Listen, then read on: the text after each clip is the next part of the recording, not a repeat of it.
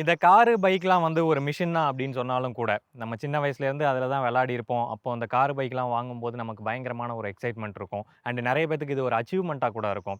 So அப்படின்றப்போ அந்த car, பைக்க delivery எடுக்கும்போது ஒரு பயங்கர செலிப்ரேஷனோட அவங்க அத செலிப்ரேட் பண்ணி, கொண்டாடி வந்து பயங்கரமா எடுப்பாங்க.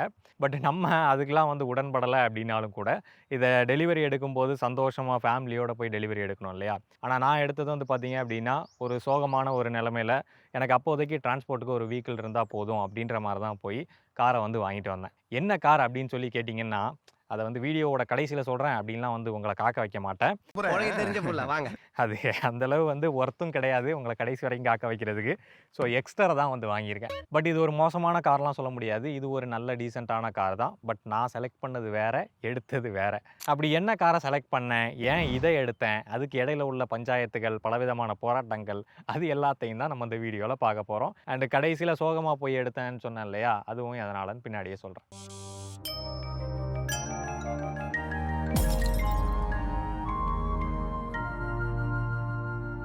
ஒரு புது கார வாங்குறதுக்கு முதல்ல நீங்க பண்ண வேண்டிய ப்ரொசீஜர் என்ன அப்படின்னு சொல்லி கேட்டீங்கன்னா, ஆன்லைன்ல கார செக் பண்றது. வெப்சைட்ல பார்த்தோம் அப்படின்னா, இந்த மாதிரியான ஒரு 360 டிகிரி வியூ வந்து குடுத்துருப்பாய்ங்க. ஸோ இத வச்சு நம்ம அந்த காருக்குள்ள விளையாடிக்க முடியும். இதில டோர தொறந்து மூடுறது, லைட்ட ஆஃப் பண்ணி ஆன் பண்றது, விண்டோவ ஏத்தி இறக்குறது, இந்த வீல திருப்புறது, இந்த மாதிரி பல்வேறு விதமான விஷயங்கள வச்சு நம்ம விளையாட முடியும். அண்ட் அதே மாரி இதில இன்டீரியர் அண்ட் எக்ஸ்டீரியர் இந்த 2 விஷயத்தையுமே வந்து நம்மளால டீட்டெயிலா பார்த்துக்கவும் முடியும். அது மட்டும் இல்லாம இதில எக்ஸ் ஷோரூம் பிரைஸையும் வந்து குறிப்பிட்டிருப்பாங்க. ஸோ இது வந்து ஜஸ்ட் அந்த வெஹிக்கிள் பிளஸ் டாக்ஸ் அந்த மாரி விஷயங்கள் மட்டும் கவர் ஆகும். இது போக இதிலேருந்து 10லேருந்து 25% வரைக்கும் நமக்கு ஆக்சுவலா ஷோரூம்ல போகும்போது அங்க பிரைஸ் வந்து அதிகமாகும். அத தான் ஆன் ரோட் பிரைஸ் அப்படின்னு சொல்லி சொல்லுவாங்க. அதில அந்த ரோட் டாக்ஸ் அந்த மாரி விஷயங்கள் எல்லாமே ஆட் ஆகும். இப்போ ஒரு 12 லேக்ஸ் அந்த பட்ஜெட்டுக்குள்ள நம்ம கார் வாங்க போறோம் அப்படின்ற பட்சத்தில, நமக்கு இந்த எக்ஸ் ஷோரூம் பிரைஸ் வந்து ஒரு 9 லேக் இல்ல 8.5 லேக் அந்த மாதிரி இருந்துச்சு அப்படின்னா, நம்மளால 12 லேக்ஸ்க்குள்ள வாங்கிற முடியும். ஒரு காரோட ஸ்பெக்ஸ் என்னதான் பேப்பர்ல நல்லா குடுத்திருந்தாலும் கூட, ரியலா அத பார்க்கறதுக்கு சரியா இல்ல அப்படின்ற பட்சத்தில நெறைய பேர் அத வாங்குறதுக்கு யோசிப்பாங்க. அதே லாஜிக் தான் நம்மளோட ஜாப்லயும். அதாவது நமக்கு என்னதான் டேலண்டடான பெர்சனா இருந்தாலும் கூட, நம்ம அத ப்ராப்பரா கன்வே பண்ண முடியல ப்ரொஃபஷனலான இங்கிலீஷ்ல அப்படின்ற பட்சத்தில, நமக்கு அப்ரைசல் கொடுக்கறதுக்கும் வந்து நம்ம மேனேஜர் யோசிப்பாரா இல்லையா? ஸோ அப்படிப்பட்ட ப்ரொஃபஷனலான இங்கிலீஷ கத்துக்கிறதுக்கு இத பாருங்க. My car tyre puncture happened. So lately coming to office. My car had a tire puncture, so I'm coming to the office late. இது உங்களுக்கு புரிஞ்சுதா? பார்த்தீங்களா? Instant correction. இதெல்லாம் எங்களுக்கு ChatGPT, Geminiலேயே கிடைக்குமே அப்படின்னு சொல்லி நீங்க யோசிக்கலாம். ChatGPT, Gemini எல்லாமே வந்து ஒரு நல்ல அசிஸ்டன்ஸ். ஆனா அது உங்களுக்குன்னு தனியா கோர்ஸ ரெடி பண்ணி ப்ராப்பரா உங்கள ட்ரெயின்லாம் பண்ணாது. பட் சூப்பர்னோவால பார்த்தீங்கன்னா, உங்களுக்குன்னு தனிப்பட்ட ஒரு கோர்ஸ வந்து ப்ரொவைட் பண்ணுவாங்க. அண்ட் உங்க மைண்ட்ல நடக்கிற தமிழ் டு இங்கிலீஷ் திங்கிங் லேக ட்ரெய்னிங் மூலமா சால்வ் பண்ணி உங்களுக்கு ஒரு ஸ்பீக்கிங் கான்ஃபிடன்ஸ பில்ட் பண்ணுவாங்க. இதெல்லாம் போக ஹேபிட் மென்டாரும் உங்களுக்கு சப்போர்ட் பண்ண இருப்பாங்க. இனி வாட்ஸ்அப் கோர்ஸ், யூடியூப் வீடியோஸ்னு உங்களோட டைமை வேஸ்ட் பண்ணாம இங்கிலீஷை ப்ராக்டிக்கலா பேசி எளிமையான முறையில் கத்துக்கிறதுக்கு டிஸ்கிரிப்ஷன்ல லிங்க் கொடுக்குறேன். அதை கிளிக் பண்ணி 75% ஆஃபரோட சூப்பர்னோவால ஜாயின் பண்ணுங்க. இங்கிலீஷை எந்த டென்ஷனும் இல்லாம ஸ்மார்ட்டா கத்துங்க. ஸோ இந்த விஷயங்கள் எல்லாத்தையும் ஆன்லைன்ல நீங்க செக் பண்ணிட்டதுக்கு அப்புறமா ஒரு கார் எப்படி இருக்கும், என்ன விதமான இன்ஜின் இருக்கும், என்னென்ன ஃபீச்சர்ஸ் இருக்கும் அப்படின்றதெல்லாம் தெரிஞ்சுக்கிட்டு நீங்க ஒரு காரை செலக்ட் பண்ண போறதுக்கு முன்னாடி உங்களோட நீட், அதாவது உங்களோட தேவை என்ன அப்படின்றத ஃபர்ஸ்ட் தெரிஞ்சுக்கங்க. ஸோ அந்த தேவையில நம்ம ஃபர்ஸ்ட் பார்க்க போற விஷயம் என்னன்னா, நம்மளோட ரோடோட கண்டிஷன் எந்த மாதிரி இருக்கு, அதாவது நம்ம ரெகுலரா டிரைவ் பண்ணக்கூடிய ரோடோட கண்டிஷன் எந்த மாதிரி இருக்கு அப்படின்றதுக்கு தகுந்த மாதிரி தான் நம்ம வந்து காரை செலக்ட் பண்ணணும். சஃபாரியா வாங்கி வச்சுட்டு எல்லா சந்து பொந்துக்குள்ளேயும் போக முடியுமா அப்படின்னு சொல்லி கேட்டிங்கன்னா போக முடியாது. ஸோ அப்போ அதுக்கு தகுந்த மாதிரி நம்ம சின்னதாக, அதாவது ஒரு மீடியம் சைஸில் ஒரு காரை வாங்கணும் அப்படின்னா அதை எல்லா இடங்கள்லையும் எடுத்துகிட்டு போக முடியும். சரி, நான் டிரைவ் பண்ணக்கூடியது வந்து பார்த்தீங்க அப்படின்னா இந்த மாதிரி சிட்டிக்குள்ளே ஹைவேஸில் போகும்போது பிரச்சனை கிடையாது. அதே வீட்டுக்கு போகிறோம் அப்படின்ற சமயத்தில் வீட்டுக்கு பலவிதமான தெருக்களை கடந்து தான் போய் ஆகணும். ஸோ அந்த இடத்துல தெருக்கள் எல்லாமே சிங்கிள் பெரிய சிலிண்டர். ஸோ அந்த இடத்துல தெருக்கள் எல்லாமே கொஞ்சம் குறுகலாக தான் இருக்கும் அப்படின்ற பட்சத்தில் ஸோ நம்ம வந்து ஒரு மீடியம் சைஸு இல்லை சின்ன சைஸ் காரை தான் செலக்ட் பண்ணுற மாதிரி இருக்கும். அண்டு நான் ஓட்டக்கூடிய இடங்கள்ல வந்து பார்த்தீங்க அப்படின்னா ரோடே இருக்காது, சில மண் தரைகளும் இருக்கும். பட் ரொம்ப ஆஃப் ரோடிங்காக இருக்காது, கொஞ்சம் அந்த கல் மண்ணாக கிடக்கக்கூடிய இடங்களும் இருக்கும். ஸோ அப்போ நான் டிரைவ் பண்ணுறதுல பெரும்பாலும் வந்து ஒரு 30-40% தான் வந்து உருப்படியான ரோடு இருக்கும். மற்ற ரோட்ஸ் எல்லாமே வந்து மோசமான நிலைமையில தான் இருக்கும். இதுக்கு எதை பார்க்கணும் அப்படின்னு சொல்லி கேட்டிங்கன்னா, கிரவுண்ட் கிளியரன்ஸ். பாடிக்கும் அந்த டயர் டச் ஆயிருக்கு இல்லையா, கிரவுண்டு, ஸோ அதுக்கும் இடையில எவ்வளவு கேப் வந்து இருக்குது. ஸோ அதுதான் கிரவுண்ட் கிளியரன்ஸில் மென்ஷன் பண்ணுவாங்க. ஸோ அது கொஞ்சம் அதிகமாக இருக்கிற மாதிரி வாங்கணும் அப்படின்னா நம்ம எல்லா ரோட்ஸ்லையும் ஈஸியாகவே டிரைவ் பண்ண முடியும். இதுக்கு அடுத்தபடியாக வரக்கூடியது எத்தனை பேரை நம்ம கூட்டிகிட்டு போவோம் அப்படின்றது. நம்ம வருஷத்துக்கு ஒரு தடவை எங்கேயாவது ட்ரிப்பு போவோம். ஸோ அதுக்காக வந்து நம்ம பெரிய லாங்கான ஒரு 7 சீட்டர் காரை எடுத்து போட்டோம் அப்படின்னா நம்ம சின்ன குறுகலான வளைவுகளில் நம்ம அடிக்கடி போகிற இடங்கள்ல வந்து அது பிரச்சனையாக போய் முடியும். ஸோ நம்ம ஃபேமிலியில் நிஜமாவே நிறைய பேர் இருக்காங்க, ரெகுலராக வந்து 7 பேர் 8 பேரை நம்ம தொடர்ந்து கூட்டு போவோம் அப்படின்ற பட்சத்தில் வேணால் 7 சீட்டராக ப்ரிஃபர் பண்ணலாம். மற்றபடி 5-6 பேர் தான் போகணும் அப்படின்ற பட்சத்தில் 5 சீட்டர் காரே வந்து கொஞ்சம் ஸ்பேஷியஸாக வாங்கிக்கிறது நல்லது. அதே மாதிரி பார்க்கிங், நம்ம வாங்கக்கூடிய காரை சரியாக பார்க் பண்ணுறதுக்கு தேவையான இடம் நமக்கு இருக்குதா அப்படின்றத பார்த்து கார் வாங்குங்க. ஏன்னா காரை வாங்கிட்டு அப்புறம் வண்டி விட இடம் இல்லை அப்படின்ற மாதிரி பிரச்சனை வந்துச்சு அப்படின்னா அது வேறு மாதிரி பிரச்சனைகளில் போய் முடிஞ்சிடும். அதனால் உங்கள் வீட்டு முன்னாடி கொஞ்சோண்டு இடம் இருந்துச்சு அப்படின்னா அதில் ஃபிட் ஆகிற மாதிரி காரை மட்டும் ப்ராப்பராக செலக்ட் பண்ணி வாங்குங்க. அடுத்தபடியாக டிரைவிங்க்கு வந்து அந்த கார் நிஜமாவே நல்லா இருக்கணும். அதில் முக்கியமான விஷயத்தில் வரக்கூடியது மேனுவலாக ஆட்டோமேட்டிக்காக அப்படின்றது. நான் ஆல்ரெடி சொன்ன பழைய வீடியோக்கள்லேயே நான் ஆட்டோமேட்டிக் மூவ் ஆக போகிறேன் அப்படின்னு சொல்லிட்டு ஆட்டோமேட்டிக் மூவ் ஆனதுக்கப்புறம் ரியலி வந்து இந்த டிரைவிங் அப்படின்றது எப்படி சொல்கிறது, ஒரு நல்ல எக்ஸ்பீரியன்ஸாக இருக்குது. அது ஒரு ஸ்ட்ரகிளாகவே இல்லை. அண்ட் மேனுவல் ஓட்டுறவங்க எல்லாம் வந்து கண்டிப்பாக என்னை திட்டுவீங்க. பட் நீங்கள் திட்டிட்டு போங்க. தயவு செஞ்சு ஒரு தடவையாவது ஆட்டோமேட்டிக்காக டிரைவ் பண்ணி பாருங்கள். ஆட்டோமேட்டிக் எப்படி இருக்குன்றது டிரைவ் பண்ணியே பார்க்காம சும்மா நான் மேனுவலுக்கு தான் முட்டு கொடுப்பேன் அப்படின்றத மட்டும் பண்ணாதீங்க. அடுத்த விஷயம், அந்த கார் வந்து நம்ம உட்கார்றதுக்கு கம்ஃபர்டபுளாக இருக்கா அப்படின்னு சொல்லி பார்க்கணும். தலை தட்டாமல் இருக்கா, காலுக்கு வந்து நல்ல ஸ்பேஸ் கிடைக்குதா, அதே மாதிரி ஹைட்டை ப்ராப்பராக அட்ஜஸ்ட் பண்ணி பார்க்கணும். போனட் விசிபிலிட்டி எந்த மாதிரி இருக்குது, சில காரில் அது தெரியாது. ஸோ அதனால் அது பிரச்சனை இல்லை. ஸோ ஓரளவுக்கு நமக்கு கம்ஃபர்டபுளாக இருக்கா எல்லாமே அப்படின்ற மாதிரி பார்க்கணும். அடுத்தபடியாக இன்ஜின், இந்த இன்ஜினை எப்படி செலக்ட் பண்ணுறது அப்படின்றத பற்றி டீட்டெயில் வீடியோ பண்ணிட்டோம். ஸோ அதை பார்த்து தெரிஞ்சுக்கங்க.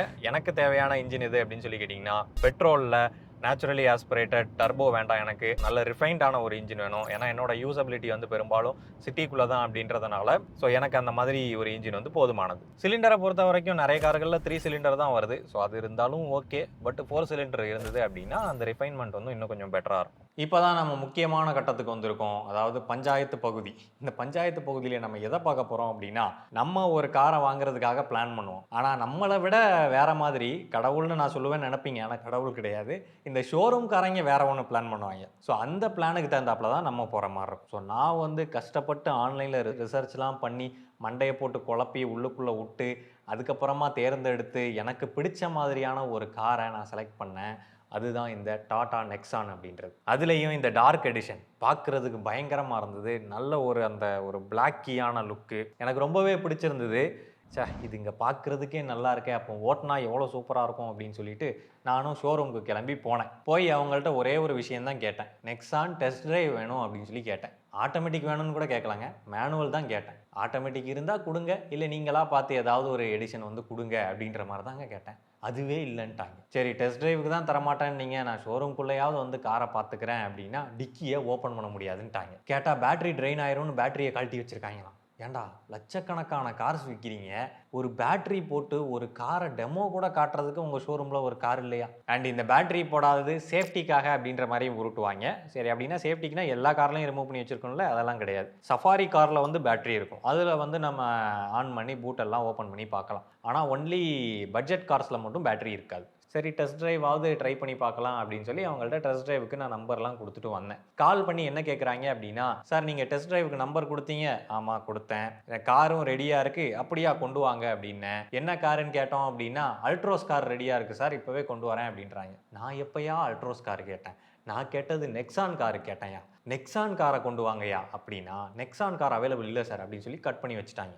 What an ultimate response. Wow, இவ்வளவு பயங்கரமான ஒரு ரெஸ்பான்ஸை நான் பார்த்ததே இல்லை. இவங்க இப்போவே இந்த மாதிரி ரெஸ்பான்ஸ் பண்ணுறாங்க அப்படின்னா, நம்ம காரை வாங்கிட்டு ஏதாவது சின்ன பிரச்சனைன்னு கொண்டு போனால் நம்மளை எந்த சுத்தலில் விடுவாங்க.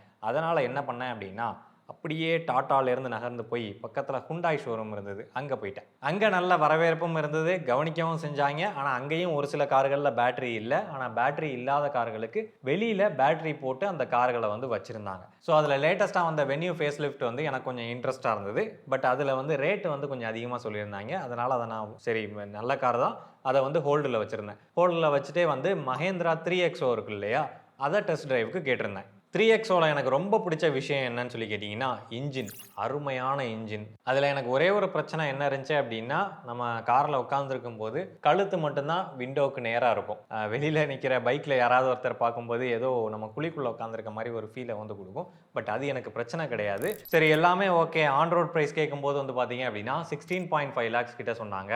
ஸோ அதுலேயும் வந்து நான் ரொம்ப டாப் வேண்டெல்லாம் போல மிட் வேரியண்ட் தான் நான் கேட்டிருந்தேன். அதுவே வந்து அந்த ப்ரைஸ் அப்படின்றப்போ ஏன்னா நான் எடுக்கிறது கொஞ்சம் தயங்கினேன். அதனால் அதர் ஆப்ஷன்ஸாக இருக்கக்கூடிய ஜெர்மன் கார்ஸை நம்ம ஏன் ட்ரை பண்ணக்கூடாது அப்படின்ற மாதிரி ஒரு ஐடியா வந்துச்சு. இந்த ஸ்கோடா, வோக்ஸ்வேகன் இந்த மாதிரி கார்ஸையும் வந்து ட்ரை பண்ணி பார்க்கலாம் அப்படின்ற ஐடியாவில் ஸ்கோடாக்கு வந்து நான் ஆன்லைனில் டெஸ்ட் ட்ரைவ் வந்து புக் பண்ணேன். ஸோ அந்த எக்ஸிக்யூட்டிவும் வந்து கால் பண்ணி பேசினார். ஃபஸ்ட்டு விஷயம் நான் கேட்டது என்னென்னா ப்ரைஸிங் தான். ஏன்னா ப்ரைஸிங் நமக்கு செட் ஆச்சு அப்படின்னா அதுக்கப்புறம் டெஸ்ட் ட்ரைவ் பண்ணி வண்டியை நம்ம பார்க்கலாம் அப்படின்ற மாதிரி ப்ரைஸிங் கேட்டிருந்தேன். ப்ரைஸிங்கு ஆட்டோமேட்டிக் வேரியண்ட்டில் இவங்களோடதும் வந்து பேஸ் வேரியண்ட்டே வந்து இவங்களோடது ரொம்ப அதிகமாக இருந்துச்சு. 15 சம்திங் கிட்ட வரைக்கும் போச்சு. அப்போ நான் அவர்கிட்ட என்ன கேட்டேன் அப்படின்னா, ப்ரைஸ் ரொம்ப அதிகமாக இருக்காங்க, மஹேந்திராவோ இல்லை ஹுண்டாயோ வந்து பார்த்தீங்க அப்படின்னா இதே சேம் வேரியண்ட்டுக்கு ப்ரைஸிங் கம்மியாக தானே இருக்குது அப்படின்ற மாதிரி கேட்டிருந்தேன். அதுக்கு அவர் என்ன சொன்னார் அப்படின்னா, சார் ஹுண்டாய் வந்து பார்த்தீங்க அப்படின்னா அது ஒரு ஜிமிக்கி ஃபீச்சர்ஸ்லாம் கொடுக்கக்கூடிய ஒரு கார் கம்பெனி. மஹேந்திராக்கும் ஏதோ ஒரு சொன்னார், அது எனக்கு ஞாபகம் இல்லை. ஸோ அந்த மாதிரி அதர் பிராண்ட்ஸை வந்து அவர்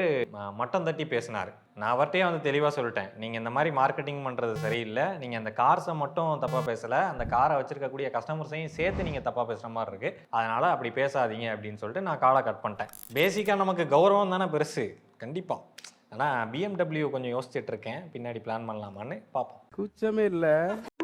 இந்த மாதிரி பல்வேறு விதமாக அசிங்கப்பட்டு போய் கடைசியில் நான் செலக்ட் பண்ண கார் எதுன்னு சொல்லி கேட்டிங்கன்னா ஹூண்டாயோட வென்யூ அப்படின்றது. ஸோ 10,000 ரூபா கொடுத்து காரை புக் பண்ணியாச்சு. பயங்கரமாக காரோட குரூப்லலாம் வந்து ஆட் பண்ணிட்டாங்க. வீட்டில் வந்து நான் எல்லாத்தையும் சொல்லிட்டேன், காரை புக் பண்ணிட்டோம், எஸ் இன்னும் 1 மாதத்தில் கார் வந்து நம்ம கையில் வந்துடும்.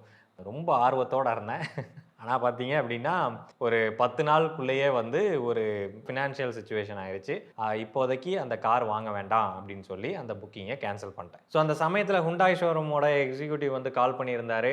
அந்த மாதிரி புக்கிங் கேன்சல் பண்ணிட்டீங்க, என்னாச்சு, என்ன பிரச்சனை அப்படின்னு சொல்லி கேட்டிருக்கப்போ நான் சொன்னேன், அந்த மாதிரியான ஃபினான்ஷியல் ப்ராப்ளம் அப்படின்னு சொல்லிட்டு. அப்போ நீங்கள் அதர் வேரியன்ஸ் வேணால் ட்ரை பண்ணி பாருங்கள், அதுக்கு அடுத்த கிரேடில் இருக்கக்கூடிய வேரியன்ஸு i20யோ இல்லைனா எக்ஸ்டரோ வந்து ட்ரை பண்ணி பாருங்கள் அப்படின்ற மாதிரி சொல்லியிருந்தாரு. சரி நம்மளும் பார்க்கலாம் அப்படின்னு சொல்லி எக்ஸ்டரை வந்து டெஸ்ட் ட்ரைவுக்கு கேட்டிருந்தேன். எக்ஸ்டர் நான் ஓட்டி பார்த்த வரைக்கும் அது ஒரு நல்ல கார் தான், ஆனால் வென்யூ அளவுக்கு இல்லை. வென்யூவில் இருக்கக்கூடிய ஸ்டேரிங், அந்த ஃபீட்பேக்கு, அந்த வெயிட் வந்து எக்ஸ்டரில் இல்லை. பட் உள்ளுக்க நல்லாவே ஸ்பேசிங் வந்து இருந்தது அப்படின்றதுனால ஒரு ரொம்ப டைம் எடுத்துக்கிட்டு அதுக்கப்புறமா தான் ஃபைனலாக நான் எக்ஸ்டரை வந்து கன்ஃபார்ம் பண்ணேன்.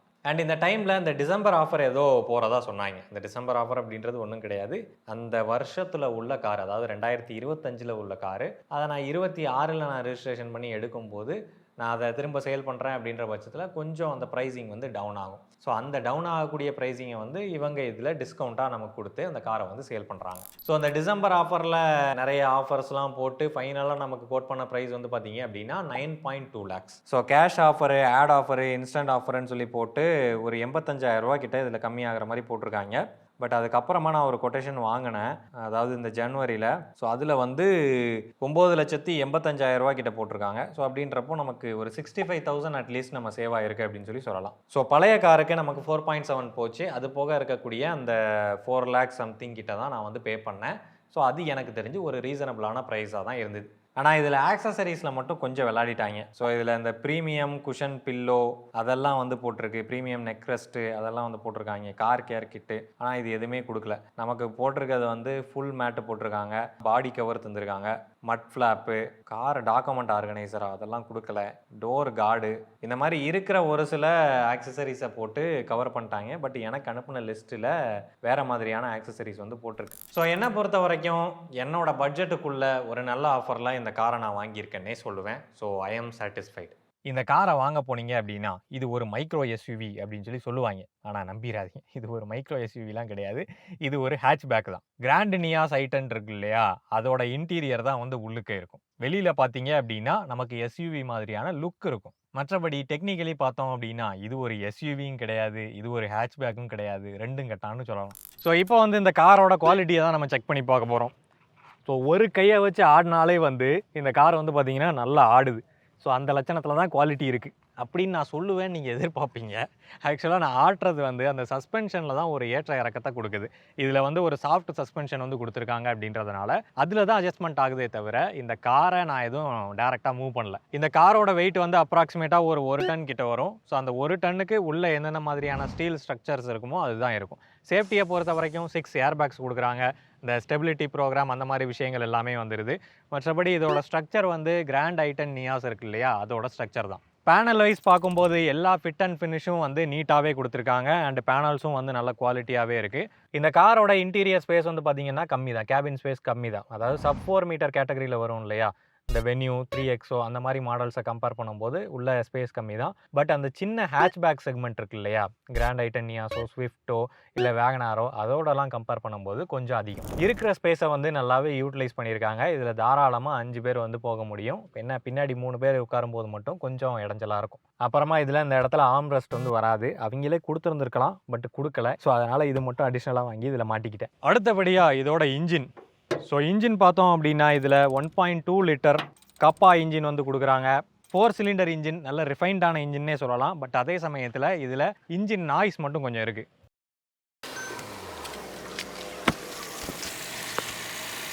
ஸோ நல்ல ரிஃபைன்டாக தான் இருக்குது. ஆனால் அதே சமயத்தில் அந்த ஒரே ஒரு சவுண்டு, அந்த கட கட கட கட கடன்னு அந்த சவுண்டு மட்டும் கேட்டுக்கிட்டே இருக்குது.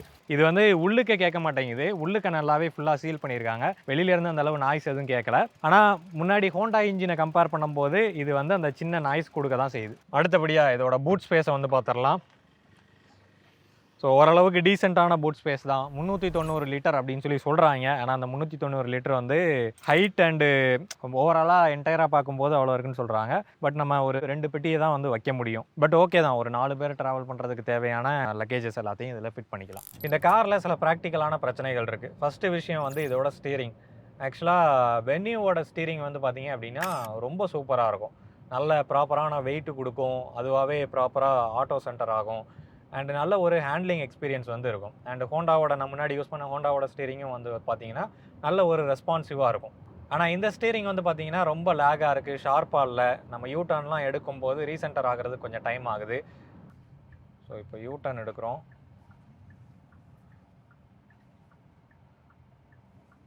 ஸோ எடுத்தாச்சா. ஸோ பார்த்தீங்கன்னா வண்டி அப்படியே அந்த பக்கமாக இழுத்துட்டு போகுது. அந்த ரீசென்டர் ஆகிறதுக்கு வந்து கொஞ்சம் டைம் எடுத்துக்குது. அண்ட் இந்த ஸ்டீரிங்கில் ஏகப்பட்ட பட்டன்ஸ் கொடுத்து வச்சுருக்காங்க. நான் என்ன கேமாக விளையாட போகிறேன், வண்டி தானே ஓட்ட போகிறேன், எதுக்கு இவ்வளவு அதிகமான பட்டனு? வண்டி ஓட்டிகிட்டு இருக்கும்போது ஹார்ன் அடிக்க போனால் இந்த பட்டன்லாம் கை தவறி ப்ரெஸ் ஆகி அங்கே என்னென்னமோ மாறிக்கிட்டு இருக்கு. ஸோ அடுத்த தடவையாவது இவ்வளோ கண்ட்ரோல்ஸ் கொடுக்காம தேவையான கண்ட்ரோல்ஸை மட்டும் கொடுங்க. அண்ட் ஹோண்டாவில் வந்து பார்த்தீங்க அப்படின்னா கீழே ஸ்டீரிங் கீழே சில பட்டன்ஸ் வந்து கொடுத்துருந்தாங்க. அது டிஸ்டர்பன்ஸாக இல்லை, பட் இது வந்து ரொம்ப பெரிய டிஸ்டர்பன்ஸ். அடுத்த பிரச்சனை, இந்த சீட்டே வந்து ஒரு குட்டி சீட். இங்கே பார்த்தீங்கன்னா தெரியும், பின்னாடி என் தலைக்கு வந்து இந்த சீட் வந்து பத்த மாட்டேங்குது. அதுக்கு ரீசன் வந்து நான் இங்கே சின்னதாக கீழே ஒரு குஷன் போட்டிருக்கேன். அதோட ஹைட் என்னமோ ஒரு 1 இன்ச்சஸ் தான் வரும் நான் உட்காந்ததுக்கு அப்புறமா. அந்த 1 இன்ச்சஸ்லேயே வந்து பார்த்தீங்க அப்படின்னா என் மண்டைக்கு பின்னாடி இவ்வளோ பெரிய கேப் கிடக்கு. காரு குட்டியாக இருக்குது ஓகே, கொஞ்சம் சீட்டையாவது கொஞ்சம் பெருசாக கொடுத்துருக்கலாமே, இல்லை இதில் அட்ஜஸ்டபிள் ஹெட்ரெஸ்ட் கொடுத்துருந்துருக்கலாம். ஸோ நமக்கு ஹைட் இன்க்ரீஸ் ஆகுது அப்படின்றப்போ அதை அட்ஜஸ்ட் பண்ணி ஹைட்டாக வச்சுக்கலாம். இந்த டிரைவர் சீட் விண்டோ மட்டும் ஆட்டோமேட்டிக் விண்டோ அப்படின்னு சொல்லி சொல்கிறாங்க. அதாவது நம்ம ஒரு தடவை சிங்கிள் ப்ரெஸ் பண்ணாலே வந்து அதுவாகவே ஆட்டோமேட்டிக்காக கீழே போயிடும்.